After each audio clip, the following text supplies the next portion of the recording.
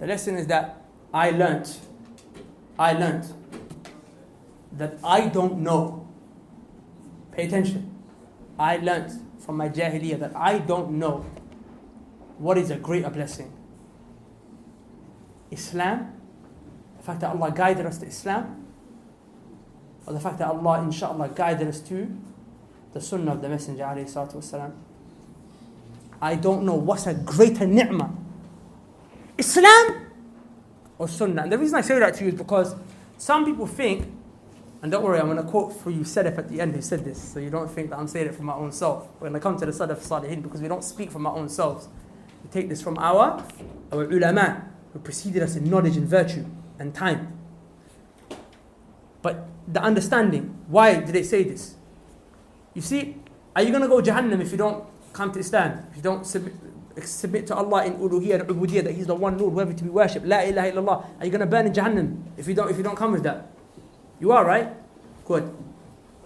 Did you know you're still going to, if you come to Islam, you're still not safe from the hellfire? Did you know that? In fact, did you know that majority of people who came to Islam are still going to go to the hellfire? Did you know that? Majority. Not just majority. Overwhelming majority of people who claim to be Muslim, who walk around and say, I'm a Muslim, did you know that they're going to burn in the hellfire still? May Allah protect us. May Allah protect us. Because we're here, may Allah free us and protect us from nifaq and make us, truthful to our statements and our adherence to the sunnah, inshallah. But the Prophet ﷺ told us there's going to be 73 sects in this ummah. Only one is going to make it to paradise. 72 are going to burn in the hellfire. 72 sects are going to burn in the hellfire. 72, is that a big number or a small number? It's a big number, right? So you need to find out what this one safe sect is. And it is none other than Ahlul Sunnati wal Jama'ah. But then everyone claims to be Ahlul Sunnah, right? It's the problem that I have with a lot of youngsters. A lot of youngsters watch my videos or they come to our conferences and they benefit from our senior talabatul ilm and teachers and role models and sometimes even mashayikh. And what do? They start practicing, but then they go to their local masjid, and the local masjid is a bunch of grave worshippers, man. So he came in one door and went out the back. It would have been better for him to be on the road selling drugs, because at least he wasn't doing shirk. But now he's come in, he's doing shirk and bid'ah in the masjid. You see, so it's a problem. So you need to understand the value of the sunnah, brothers. Don't belittle the sunnah of your messenger, alayhi salatu wasalam. You see, a lot of people, they come to Islam. So some sister might start wearing the hijab. She might start wearing the hijab. One guy might come to Islam, he might start doing da'wah now. And, brother, your sister, your hijab is wrong. Like, this is not, being a misogynist or a sexist. Sister, your hijab is wrong. No two ways about it. The Messenger ﷺ told us how the hijab should be. She's going to say, brother, listen, look, Allah told us to cover our beauty. Okay? So I've got my hijab on, and this is my interpretation. I've covered my beauty. I'm not walking on the street like the rest of these hoes. I cover myself. She thinks that just because she's wearing an outfit, well, man, it's sad. Sisters, some of you have got an outfit that's like so tight that your whole body can be seen. Your flesh can't be seen. But it's sad. By the way, I'm not attacking you. I'm just mentioning facts, okay? Maybe you don't think that, but a lot of sisters think like this. They think that just because there's no flesh showing, that's modesty. So they'll say, at least I haven't got my belly hanging out like the rest of these girls. And she thinks that that's okay. Like, the way we say it is, there's really no difference. Because the Messenger ﷺ said a time will come where the woman will be dressed, but they're actually naked, right? And the scholars say that's because they're wearing clothes, but their body parts can be seen. So the whole point of your beauty was that I wasn't supposed to be able to see your chest and your back, but now I can see your chest and your back hanging out like it's happy days. Even though you've got a shirt on and you've got leggings on, but I can still see everything. So what's to hide? There's nothing to hide. It might as well be on display. But she's going to say, brother, I've got a hijab on and I'm wearing this tight outfit. I'm covered. But you know why? It's because she's not following the sunnah. Because if she went to the sunnah, she would see the sunnah, it explains in detail what Allah meant by covered. You're going to find a brother saying, bro, I'm giving da'wah. What do you mean I'm giving da'wah through the sheets? I'm giving da'wah through music. What's wrong with that? Did Allah subhanahu wa ta'ala not say, call to the path of Allah? Ud'u ila sabili rabbik. Call to the path of your Allah, of your Lord. And I said, yeah, he did. But then the Prophet ﷺ told us in detail how to give da'wah. You know what you get when you don't follow sunnah? You get a hijab that's messed up. You get brothers who don't want to grow their beard. Brothers who don't want to wear their trousers above their ankles. You got brothers who don't want to, brothers and sisters who want to listen to music. Even though in 5 different places in the Quran, Allah told us music is haram. But they say and they argue, Allah never said music is haram in the Quran because the word music wasn't used like that. So no problem, we'll argue for your sake. But the Sunnah mentioned it in 14 different places. But you don't follow the Sunnah. You don't obey the Messenger. So you're going to listen to music. So when you find a lot of our youngsters who are practicing, but they're listening to music. You got Deen and the likes of these jokers. He's talking about Salah and Hajj in his songs. Where did this come from? How you get a guy who's praying but he's doing music at the same time? Because he's not obeying the Messenger alayhi salatu wasalam. He's not following your Messenger alayhi salatu wasalam. When you see these sisters who are doing all these hijabi tutorials, they're making all these hijabi tutorials online and makeup, you're thinking, what? This is hijab. Hijab means I'm not supposed to see how beautiful you look. But you look like a painting. So what's going on? It's because you're not obeying the Messenger alayhi salatu wasalam. That's what happened. You didn't value the Sunnah. Alhamdulillah, Allah guided to Islam, but you've not come to the Sunnah of the Messenger alayhi salatu wasalam yet. So you have to come to the Sunnah, my brothers and sisters. And that's what I say, the value of it. Allah subhanahu wa ta'ala said, وَمَا آتَاكُمُ الرَّسُولُ فَخُذُوهُ وَمَا نَهَاكُمْ عَنْهُ فَانْتَهُوا. That anything that the Messenger alayhi salatu wasalam gives you, take it. And anything that he prohibits you from, stay away from it. And the Sahaba was serious with this. The Sahaba didn't take this lightly when people disobeyed the Messenger alayhi salatu wasalam. I'll give you an example. A bunch of people came to the great noble companion Abdullah ibn Abbas radiyallahu anhuma. And they said to him, Ya ibn Abbas, what do you say about doing Hajj and Umrah at the same time? It's called Hajj tamattu. What do you do? What do you say? Is it permissible? Can I do Hajj and Umrah at the same time? And Ibn Abbas said, yes, you can. Because the Messenger, he said, قال النبي صلى الله عليه وسلم. The Messenger alayhi salatu wasalam said. And then he gave the evidence. But he looked at him and he said, hold up, Ibn Abbas, you're telling me you can do Hajj and Umrah together. But Abu Bakr and Umar, do you know the status of Abu Bakr and Umar, by the way? They're the two best men in the entire universe in this ummah after the Messenger alayhi salatu. Of course, not better than the Prophets, but from this ummah, after the Messenger sallallahu alayhi wasallam, there is no one that walked this earth after the Messenger that was better than these two men. They were right at the top there. Abu Bakr and Umar, radiyallahu anhum. Radiyallahu anhum. And may Allah subhanahu wa ta'ala destroy anyone who curses them. And we all know who we're talking about right there. But coming back to the point. Abu Bakr and Umar, they, through their own understanding and their efforts of looking at the evidences, they came to the conclusion that you cannot do Hajj and Umrah at the same time. They came to the conclusion you cannot do Hajj and Umrah at the same time. Pay attention. That's the conclusion that they came to. You cannot do Hajj and Umrah at the same time. Maybe they never saw the hadith of the Messenger. Maybe they never understood the ayah based on all of the principles or whatever it may be. But they never got the answer right. Are they human? Did revelation come to them? No. So can they make a mistake? Yes. Are they noble? Do we criticize them and drop them based on their mistake? No. We hold value and esteem for them. But do we take them against the Messenger? Never.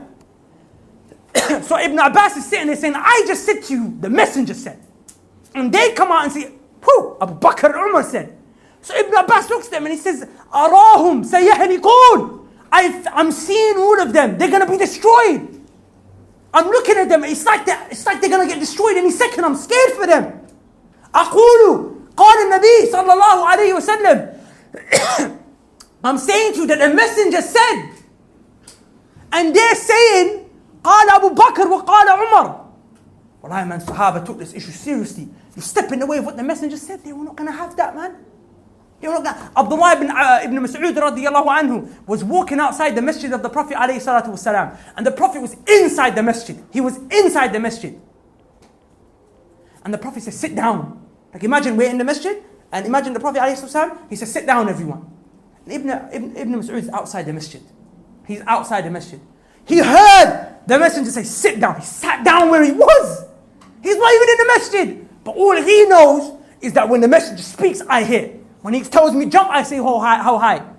One time, the son of Ibn Umar disobeyed him. His name was Bilal. One time, he disobeyed one thing the Messenger sallallahu alaihi wasallam said. One thing he said. And you know what? He never spoke to his son till death. That's how they took it. You disobeyed the Messenger. I'm gonna cut off my own son till death. That's how it was. And now you got these people, you go to them and say, Akhi, music's haram. You say, but my sheikh said it's permissible. But who gives a damn about your sheikh? The Messenger said it's haram. That's your problem. You came to Islam, but you didn't come to the Sunnah. You didn't come to the Sunnah, and that's the thing. That when you look, see, a lot of you guys don't know, and this is the last point. I'm really sorry, because this is the main point. When I did the whole talk, I actually wanted to get this point across, but Qadarullah, it took time. I'm really sorry. Is it okay? I promise, 5 minutes, less than 5 minutes, It's the last point. This is the main point. When you look at all these people, there's one problem that they all have. You guys, I know some of you probably listen to JD, or some, sisters probably, watch these, sisters out there. I don't want to mention the name and make them famous, but, these vloggers out there. Makeup, hijab tutorials. Don't worry, I know, sisters, it's a fitna for you. I know it's a fitna for you. It's okay. It's not that deep. Well, it is deep, but it's okay. It's ma'ruf. We know. The point I'm trying to make is this, is that you guys, alhamdulillah, inshallah, you people of sunnah. Inshallah, you people of sunnah, or you're aspiring and hearing to be people of sunnah, and you don't have corrupted beliefs, and you don't have corrupted aqidah. You don't believe what the Ash'aris believe. You probably say, what's Ash'ari? But they're people who, they don't believe Allah subhanahu wa ta'ala has mercy. They don't believe in Allah's rahmah. They don't believe Allah's names and attributes. They just believe Allah is just like, doesn't have anything. He's just there. They don't believe Allah can punish. They don't believe Allah, is mudabbir. They don't believe Allah responds to your dua. They don't even believe Allah can speak. They believe the Quran is not the speech of Allah. They believe the Quran, all weird things, whatever have you. But there's these sects out there. You don't believe that stuff. You don't believe that. You don't believe what the Shia believe. Do you love the Sahaba? Do you love Abu Bakr? Do you love Umar? I'm asking you a question. Do you love them? You do, right? So you don't believe what these Shia believe. And you don't believe what these Sufis believe. The ones who go around and they worship the grave of the Messenger. You don't believe that, right? You don't, alhamdulillah, but you got sucked into their da'wah and you got sucked into their fitna. Shall I tell you why? Because the overwhelming majority of these artists out there and the overwhelming majority of these hijabi YouTuber Barbie sisters, with all due respect to them, they're my sisters still, but the overwhelming majority of them, do you know what they are? They're Sufi and Shia. They are Sufi and they're Shia. They are not even Ahlul Sunnah. They are upon a path to Jahannam. That's what they're on. So when you ask yourself, why the hell is this sister out there putting on makeup and wearing tight clothes and telling other sisters to wear this stuff? It's because she's a Shia. Do you know that the Shia believe prostitution is permissible? Do you know that? You know that? Put your hand up if you know the Shia believe prostitution. They have something called mut'a, which basically means temporary marriage. Wallahi, billahi, tallahi, wa uqsum bi rabbil Ka'bah. I'm not lying. Go to any, well, to be honest, they're going to lie to you because part of their belief is to lie as well. But when you go to the Shia, a Shia guy can walk to a Shia girl. He can even walk to any chick on the street and he can say, listen, babe, me and you for 6 hours tonight. And he's gonna, wallahi, I'm not lying. They call this a temporary marriage. This is called a temporary marriage. He's going to give money. You know when you get married, you have to give a girl money, mahar, right? Her wedding gift. So he gives her money. He says, this is mahar. Really, it's payment. It's payment to a prostitute, right? So he believes he can do this. And that girl believes it as well. Shia girls, not all, but this is their religion. It's a part, and they believe a girl, if she doesn't do this, she's not gonna get forgiven. She might not make it to Jannah if she doesn't do this prostitution act. So, sadly, a lot of them do it, right? So the reality of the matter is, when you look at them, and you're trying to say to this girl, right, there's a website, one of their fatwa websites, where one guy actually asked one of their big ayatul shaytan, they call it ayatul rabbi, ayatul shaytan, ayatul lat. He asked him, he said, I'm living in the UK. He said, I'm living in the UK, yeah? And it's peak for me. I don't want to fall into zina. Can I do this temporary marriage with a prostitute? He said, yes, you can actually get a real life prostitute and do it with her. So they believe this. I'm sorry, you're probably thinking this is off topic, but wallah, it's so relevant. Because when you look at this girl who's doing these hijabi YouTuber videos and wearing makeup and telling girls, flick this part of your hair out and flick this out and wear this tight clothes and hijab fashion and all this nonsense, you don't realize she's a Shia. Of course she's going to mess your hijab up and mess up and wear all this makeup. She believes she can sleep with men. Like that. So if she can sleep with men for money for a temporary period of time and call it temporary marriage, then of course she can look pretty for men. She can let her beauty be exposed for men. Right? Same with the Sufi ones. You see these girls and guys, they're free mixing. Guys are holding girls' hands, girls are holding guys' hands. They have these concerts, these nasheed concerts, and guys and girls are together. You're forgetting these guys are Sufi. Of course they're not going to have a problem with guys and girls free mixing. Because the Sufi sheikh, the sheikhs of these Sufis, when a woman comes to him, he has to hold her hand. He has to grab my hand, no homo, but he has to, like this. He say, hold my hand. He's going to hold a girl's hand, and the messenger never touched the hand of any woman that was haram for him. He's going to say, hold my hand. And then he's going to say, you're saved. If you don't hold my hand, if you don't do this bay'ah with me, or they call it bet, if you don't do this with me, you're not saved, and you're not under my protection. So she's thinking, what do you mean, bro, I can't hang around with guys? What do you mean I can't hang around? My sheikh hangs around with me. My sheikh holds my hand. Are you more righteous than my sheikh? My sheikh does no problem. And the same thing when you look at these Deen and these kids that you guys listen to, sadly. I know some of you listen to them, yeah? Because I saw when I mentioned them, some of you got excited and smiled at each other. It was a bit strange while you're smiling at another guy next to you. But the point is you smile. The point I'm making is that these guys, do you know that from Deen squad, Deen is a Sufi and Carter is a Shia. JD, I know they don't publicize this, but they told me, I remember when I spoke to JD on the phone and he was like, listen, Ak, don't tell the people that Carter's a Shia, okay? Don't, Wallahi said it, Wallahi Billah said this to me, don't tell the people that Carter's a Shia. I'm like, what do you mean, brother? You're a shit. That's why you're justifying it. So you understand that when they released this new song, and I haven't seen the video, honestly, I heard about it. They released a song called, right? They released a song called, in which they got a bunch of sisters, these same girls who are these hijabi YouTubers. These sisters, are you paying attention? These same girls who you listen to and you might watch. They got these girls and put them in the back of their music video. And that's exactly the same as when these rappers have these girls in the back of their music video. And they objectify them and they treat them like objects of lust and whatever. They did the same thing to these girls. And they pout on I heard, I haven't seen, they're pouting their lips and they're wearing tight clothes and looking into the camera seductively, promiscuously, sensually. And I'm saying, you're saying, Deen Squad, what you're doing is wrong. And they're saying, what do you mean, bro? I'm a Shia, bro. I can do mut'ah. I can sleep with a girl for a night. JD said, I'm a Sufi, bro. My sheikh can hold women's hands. Do you see what I'm saying? So the point is that these people, wallahi, they're far from the sunnah. That's where the problem came to is not the music, is not the issue.